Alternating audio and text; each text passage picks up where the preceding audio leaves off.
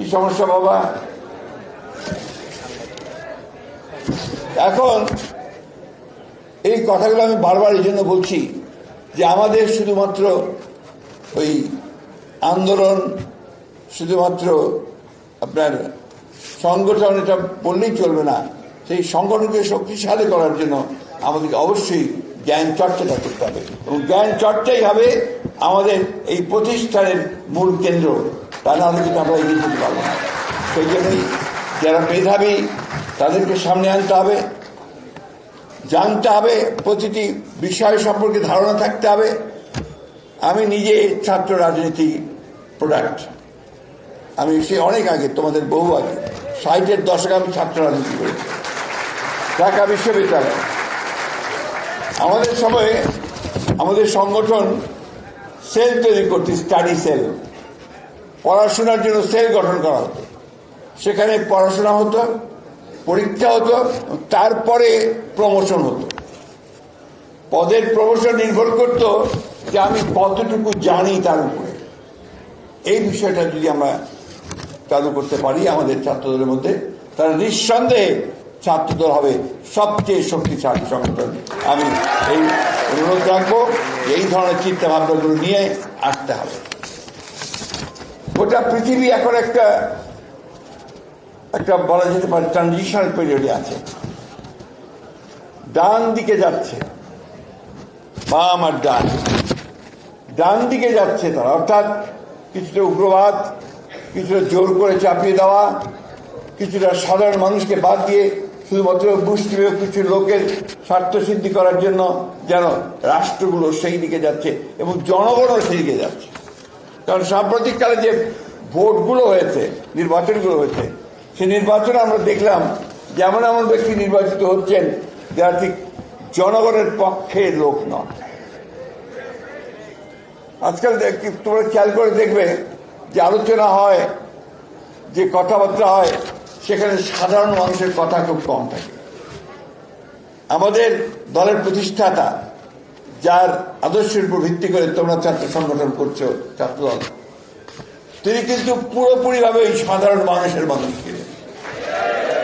তার প্রতিটি কাজে, তার প্রতিটি কথায় ওই সাধারণ মানুষের উন্নতি কি করে হবে, তার আয় কি করে বাড়বে, তার সন্তানেরা কিভাবে ভালো থাকবে, এই যে চিন্তা, এই চিন্তা তিনি করতেন।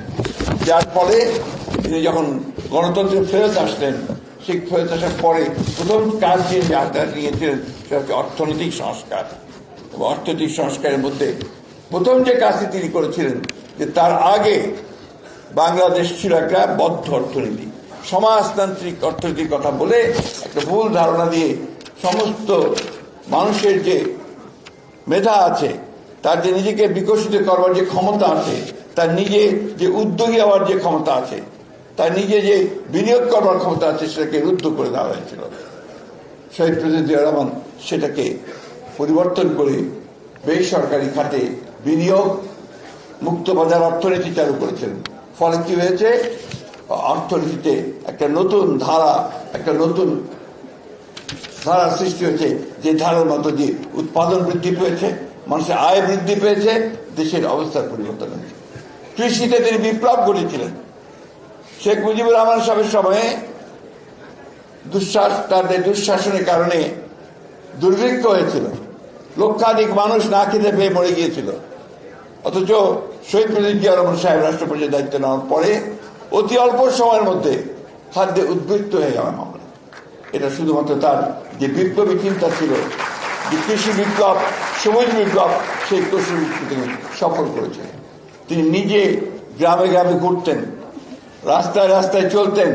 এটা ছিল তার খাল খনন কর্মসূচি, আরেকটা কাজ ছিল যেটা দিয়ে তিনি সেই কাজগুলোকে এগিয়ে নিয়ে যেতেন।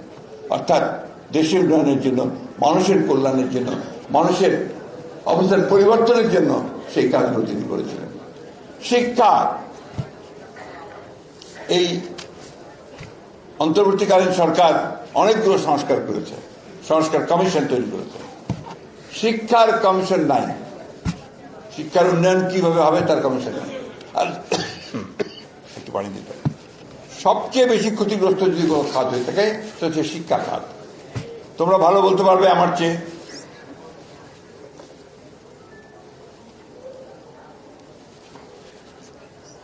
আমাদের ছেলেরা এখন এমবিবিএস পাশ করে বিদেশে সরাসরি ভর্তি হতে পারে না, কারণ তারা মনে করে যে এখানে এমবিবিএস পাস, যেটা এমবিবিএস পড়াশোনা হয় সেটা সঠিক হয় না। আমাদের ছেলেরা যারা এখান থেকে মাস্টার্স করে যায় বিদেশে পড়ার জন্য যেতে হবে, তাদেরকে আবার ল্যাঙ্গুয়েজ টেস্ট দিতে হয়, বিভিন্ন রকম টেস্ট দিতে হয়, দিয়ে তারপর তারা যায়।